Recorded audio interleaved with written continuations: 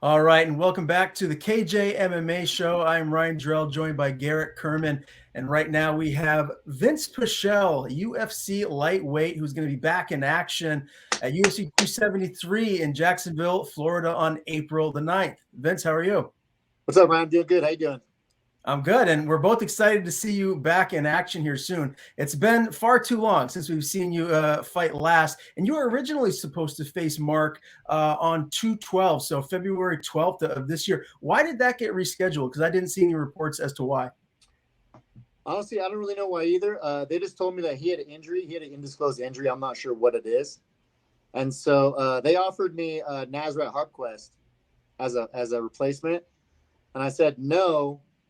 They asked me why. I said there's nothing to gain by beating him besides money. I want Madsen. I want his undefeatedness. I want his Olympic pedigree that he has. Right. I want to beat this dude's ass. So I was like, listen, I'm going to do my medicals. Let me know when this guy's ready for his ass beating, and let's reschedule it.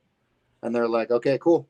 And then a week later, I got the call. So I'm like, did he just try to dodge me, or was he actually injured, or was it something else? I don't know what the actual issue was with him, but the fight's on now, so motherfucker ain't running from me.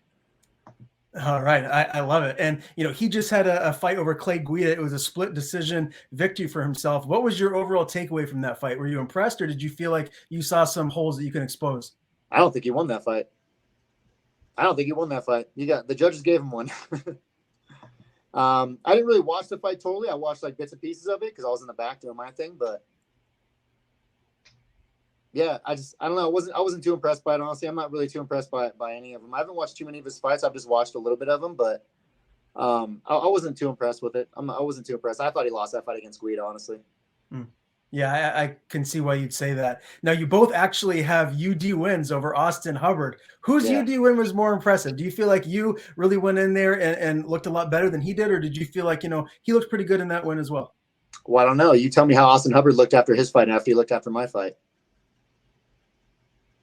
Okay, yeah, I'm definitely not disagreeing with you. You look a lot worse after your fight. I guess that just goes to my whole point. I'm assuming, just based on what you're saying, you really like this matchup. You feel like you're going to be the guy to give him his first official loss.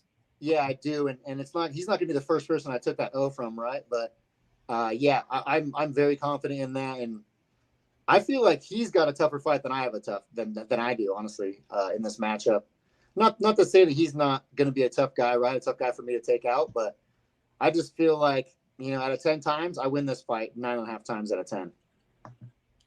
Now, with this being rescheduled, obviously, it's just giving you more time to prepare. How has camp been at Factory X? Honestly, it's been great. I can't even say enough about how much I feel like I'm evolving as a fighter and as a person here with the team, the coaches, the culture. I really can't put enough praise on it.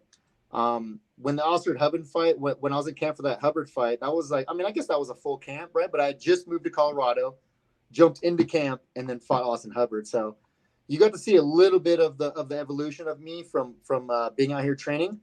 But I feel like when I fight Madsen, you're gonna see another exponential difference in my skill set.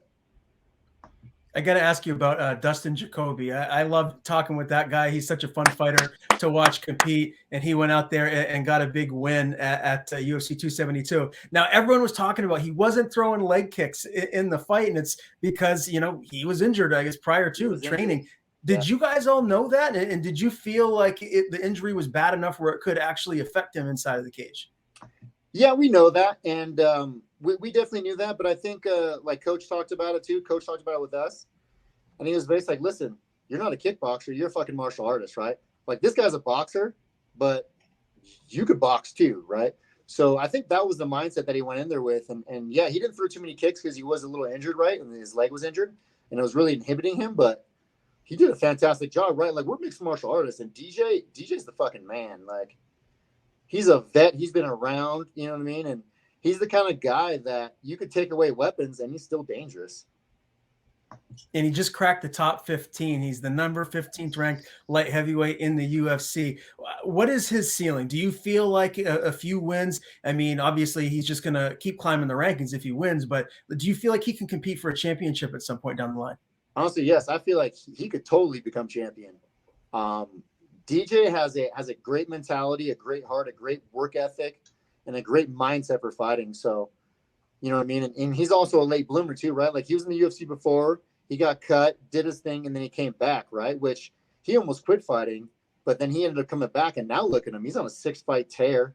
He's just running through people. The last guy he fought, he was injured as shit and still beat the fuck out of the dude, right? So, I mean, I don't feel like he honestly has a ceiling. Dustin Jacoby is one of those fighters that I honestly try to aspire myself to be more like, right? Like he has those good qualities in a fighter that you want in yourself as a fighter. So I don't feel like he has a ceiling. He could definitely become champ. Yeah, that's awesome to hear. And he's just such a good human being too. Yeah. Outside of the cage, he's the man. So always happy to see him win. Now UFC 272, that main event between Covington and Masvidal, did that play out like you thought it would? Exactly like I thought it was going to be. You know, Colby's not going to try to strike with Masvidal. He's just getting knocked out, right? Like that's asking to get knocked out. Everyone knows he's going to wrestle fuck him because in training and whatnot, he always says, "Yo, I wrestled this guy." Yada yada. He's talking about how he just smothered him wrestling. So, of course, that's going to be in the fight, right? Like, and it exactly like I thought I was going to go.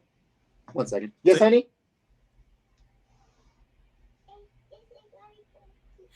You do? Okay, go to the bathroom. Go and just let me know.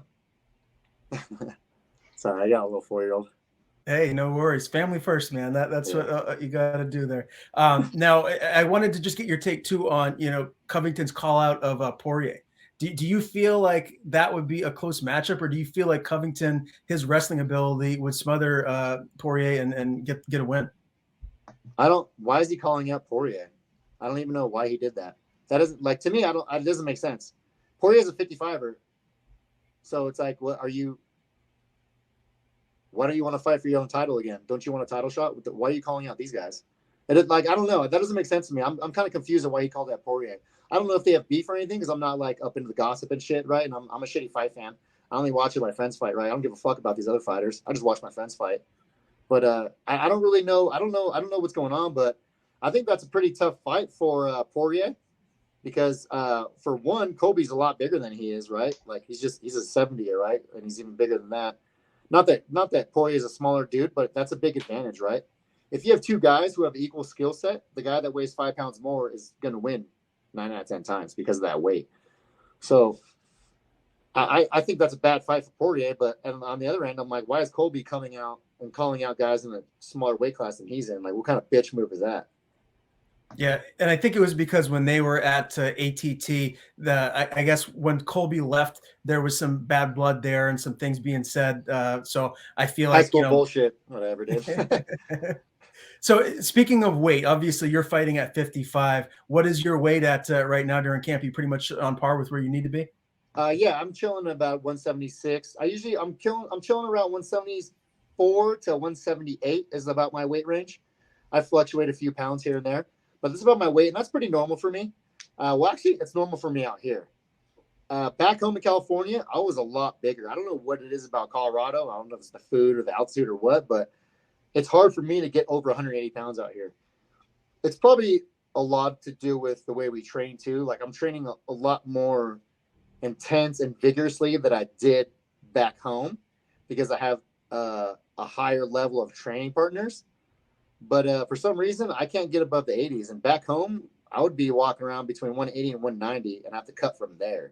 So these weight cuts are actually super simple to me. And I've like when I fought Austin Hubbard, I went into fight week at like 166 pounds. And the day that I had to cut weight to actually dehydrate myself for water, I literally only cut like 4 pounds. So it was like stupidly easy weight cut. I've never really had such an easy weight cut.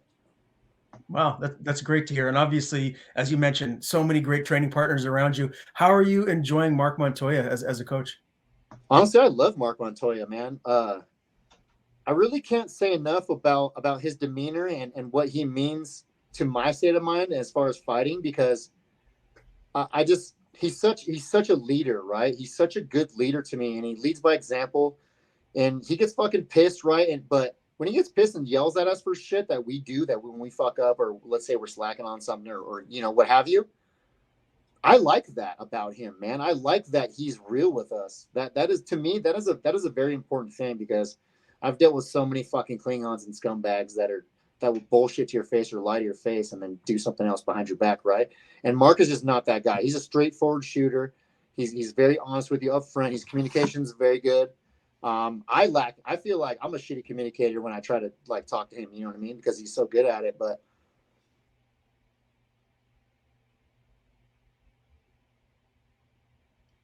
did we lose you? Is it frozen? I think we lost him. Yeah. Oh, he's back. There he is. What did you hear? What did you miss? You were just saying how good of a communicator Mark is, and then it froze on us. Oh, okay. Yeah, so he's a really good communicator, and admittedly, I'm a really shitty communicator. I've dealt with a lot of scummy people in my life, and I've been stabbed in the back by more people than I want to admit to. But Mark is not that guy, and I really admire his mentality and the way he is with the team, because he's a straight shooter. He tells us like it is, right? But also, if things are a little more sensitive and you need to really talk to him about things, you can talk to him too, right? So he's just a man's man, and I really love the culture in the training and everything that he brings to the gym and that he instills in the fighters and in me. Yeah, any fighter that I talk to from Factory X, they just rant and rave about how good of a coach and how good of a person Mark Montoya is. So yeah, not surprised to hear you say that. Now, UFC 273, Vince, is a massive event. It's one of the biggest cards of the year, hands down. We have 2 title fights and Burns and Chimaev on top of your fight with Mark Madsen. So this card is just stacked. How pumped are you to be on this event? I'm pretty pumped. I'm just hoping I'm not on those early Fight Pass prelims that no one fucking watches. It's a big card. I'm super stoked. Also, too, a little tidbit is I've been in the UFC since 2012. My first UFC that I fought, my first big opportunity was Anthony Njokuani at UFC 173 at MGM Grand. So the last thing that we heard you say was you had a fight with Njokuani at MGM Grand. So, so I was in the UFC 2012. My first big opportunity in the UFC was against Anthony Njokuani at UFC 173 at the MGM Grand. So I was supposed to fight Madsen at, 272 in February. The fight didn't work out. And then when it got rescheduled, and they told me it was 273. You had mentioned, 272 versus 273 when they had to push it. So I fought Anthony Njokuani 173. And right away when they rescheduled it, and then I found out it was April 9th, I looked at the card, and it was 273. So I was like, shit, this is 100 UFC laters, and I'm getting another opportunity like this. So I'm going to go out there and do what I did to Anthony Njokuani to this motherfucker. So, like, that to me is a sign that this is mine. The universe owes me. Because when he pulled out of the fight, I was like, fuck, man. Like, this is gone now. He got away from me. But then I got the call, right? And they're like, okay, April 9th. And I was like, yes, the universe is paying me back right now. It owes me. So it's been a minute since I remember watching you fight Njokuani, so I can't remember specifically as to how it finished. But tell me, how are you going to finish Madsen? What round, and how do you get it done? I think it's going to be a right hand to his face, either in the end of the first or somewhere in the beginning or the middle of the second. I'm not looking to let him survive any longer than he wants to in there. So as soon as he tells me he's ready to go out, I'm going to put him out. All right. And with the win here, this is going to shoot you right up into the mix of things at 155. Do you feel like you should be getting a ranked guy if you beat Madsen? Yeah, I feel like that. I mean, I feel like I should honestly get a ranked guy anyway because of my skill set, whatnot. But it's all good. Beating Madsen is going to be good for me. It's going to propel me for sure. As far as who I'm going to get next, I don't really know or care. I'm just gonna beat this dude's ass, hit up Shelby, and be like, who's available for another ass beating? Let's go. All right, man. I love it. I can't wait to see this fight with you and Mark Madsen. I always love watching you get in there and compete, my man. Before we let you go, we got to get a couple of fight picks. The 2 titles, Volkanovski versus Korean Zombie, Sterling versus Jan, and then Burns and Chimaev. Who wins those 3 fights? Okay. Volkanovski and Zombie. I'm going Volkanovski. I think Zombie. I feel like Zombie hasn't evolved as a fighter in his last few fights. And I think when Yair knocked him out, that kind of, I personally think that kind of put a little damper on his fighting. So I'm going to go that. With Jan and Sterling, I'm going Jan. I mean, Sterling's just the paper champ. He knows he took the easy way out of that fight, right? He wasn't rocked. He fucking took the easy way out. And then he's talking shit, saying, you know what I mean, talking shit to him in his post, whatever that someone sent to me. So I don't know. I just don't like that. Sterling is a bad taste in my mouth because of the way that he acquired the title. And then as far as the Burns and the other fight, I'm going Burns, man. I can't go against my boy Burns. Okay. I know Garrett likes Burns as well. A lot of people like watching Gilbert in there and compete, no doubt. Well, listen, Vince, thanks for the time as always. Again, Vinc Pichel meets Mark Madsen, April 9th, UFC 273. I want to give you the floor, man. Tell people where to follow you on social media. And if you have anyone to thank, the floor is yours. Sweet, thanks. Yeah, you guys can follow me. All my social medias are the same, from Hell Pichel, Pichel, Twitter, Instagram, Facebook. I even have a Twitch that I stream sometimes. I'm a big vidiot. I like to play video games, so I Twitch stream every once in a while. I want to give a huge shout out to my sponsors. Rev Gear, first of all. Rev Gear's been with me since the beginning. These guys have supported me in a way that no one else has, right? And I've always been there. I want to also give a shout out to Smoke Buddy, Mr. Smoke Buddy. Hold on. I want to give a shout out to Mr. Smoke Buddy for standing with me and being just an amazing family and people to me. Also want to give a huge shout out to Defense Soap, the Elemental packets. I don't know if you guys have heard of those, but they're salt packets. They're really amazing. And then another shout out just to all my training partners, all my coaches, you know what I mean? Everyone who puts work in me, Mark Montoya, all the coaches there, Scotty, Jordan, Coach G, all my training partners, you know what I mean? Alex Hernandez, Jacoby Jones, Nick Tarpley, all these boys, right? I also want to thank Barwis, who's my physical therapist, who I go to a few days a week to keep me in the gym every day. I also want to thank Eric Telly, Alex, all the boys over at Landau's Fitness that we train. We do our strength conditioning. And basically that's it. And thank you guys, man. Thank the fans, everyone who supports me, and shit, even the people that don't support me, because fuck you guys. You guys are the ones that make me beat the fuck out of people the way I do. I love it, man. All right. And we have to thank UFC lightweight Vinc Pichel for joining us today. Cannot wait to see his fight with Mark Madsen. And really just that whole UFC 273 card in general is an absolute monster card. So really looking forward to that one. But first, Garrett, we have a UFC fight night going down this Saturday. It's headlined by Thiago Santos and Magomed Ankalaev. Wow, that is going to be a banger of a fight. And what was interesting to me when looking at the odds for that is Ankalaev is a minus 575 favorite. Is that accurate, or do you feel like this should be a little closer here? I mean, it's kind of go. I don't know if it's going to be minus 575. That's a little steep, but I mean, he's definitely the right side here. The dude is, championship material. I believe he's arguably up there, with the best. Glover Teixeira, Jan Blachowicz, all of them up there at the top of the heap. And I feel like he's going to make a statement this weekend. Minus 575, you really can't do much betting-wise. But, I feel like he should be the rightful favorite in this fight.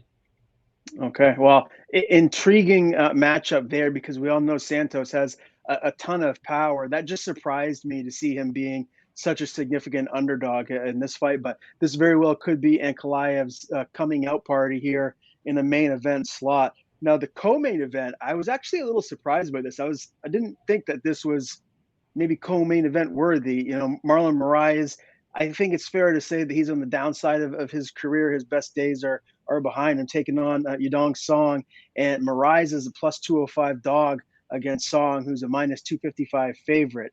How do you see this fight playing out from a betting standpoint? Moraes, he's on a pretty bad skid, losing 3 in a row, all 3 by way of KO or TKO, going up against another young gun, a guy that's got to be able to come in there, stand his ground, and trade in the pocket. And he's got some serious power.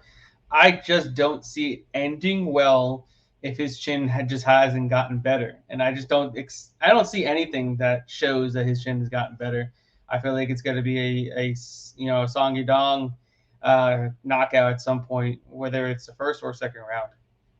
Okay. And then you have the young gun, Terrence Mckinney, coming in on short notice, taking on Drew Dober. Mckinney plus 155 dog, Dober minus 180 favorite. How do you see this one going, Garrett? Man, I actually really like Drew Dober at minus 180 in the spot. I think he's got, a load of experience. He's got the cardio, advantage in this fight. He's able to go full 15 minutes. He's got the chin to stand in there and bang with McKinney. I mean, we saw it against Brad Riddell. He went toe-to-toe with Brad Riddell for 15 minutes. Not a lot of people can do that. And I think he's just going to put a crazy pace and a crazy pressure on McKinney in this fight, something that he's not been used to in a while. You know, this is going to be his first real test at 155 pounds. Because if you know, he hasn't fought too much at 155. Majority of his fights have been at 145, but I believe he's about 6 or 7-0 at 155, and this is by far his best opponent by a good country mile. But Terrence McKinney, he's very opportunistic. He's got power. He's got grappling. He's got the jiu-jitsu. I just think Drew Dober is just a tad better than McKinney about everywhere. So I got Drew Dober in this fight. If McKinney can pull this off and he can get this win, his star is going to just go like this. He already is getting a lot of attention as a young up-and-comer that really could take that next step. But if he can go in there on short notice after most recently just getting another quick finish, and this time beating Drew Dober, you know, that's a step up. I'm really intrigued to see what could be next for the young Terrence McKinney. Now, a fight that I have circled that could be fight of the night, or it could end very quickly because both of these guys have got a ton of power. Carl Robertson, Khalil Roundtree Jr.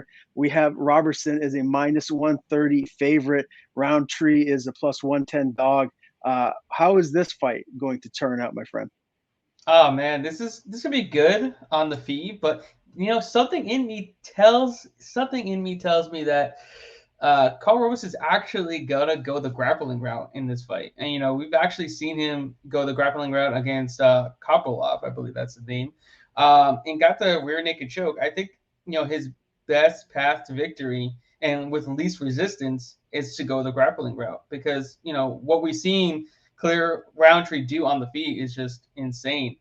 You know what he did against Modestas Bukalskis? He blew out his entire knee, which needed surgery. So I think if Robertson was smart enough, he would just go in there and grapple him and, you know, make him work, and then, you know, which will open up the strikes on the feet. But I'll take Robertson here in this fight.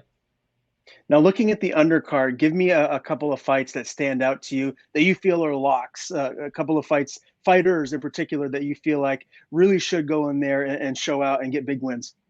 I definitely got to go with Alex Pereira. I mean, he's got a tailor-made matchup against Bruno Silva. Bruno Silva, super tough, super hard puncher, but it's, you know, a fighter that he's fought before. He's fought hard punchers his entire career. He's fought in, you know, glory kickboxing against elite power punchers. So I don't think, you know, the power is going to be able to overcome the skill of Pereira. Pereira is a legit skilled kickboxer. We've seen him beat Israel Adesanya.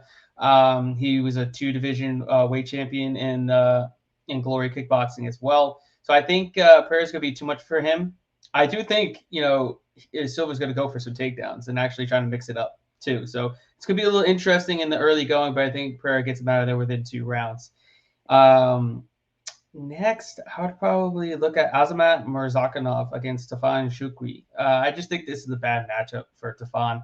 Unfortunately, I'm a big fan of Stefan. I've actually interviewed him before, but it's just a really bad matchup. You know, Stefan normally would be the faster guy at 205, but he's actually the slower guy in this matchup. Azamat is pretty damn fast.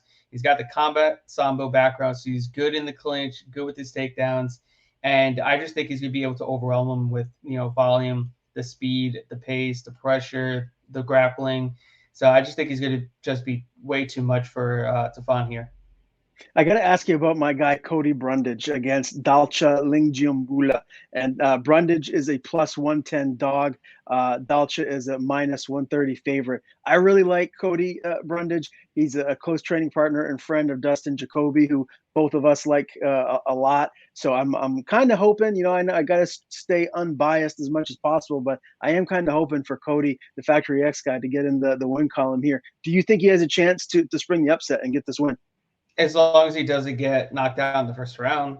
You know, if he can weather the early storm, he can drag this fight to the mat and wear out Dalcha and possibly get a late submission or late ground and pound or a decision win just by, you know, controlling him and and just keeping him on the mat, which I could definitely see him doing because he is the far better wrestler. He's, the bigger fighter as well.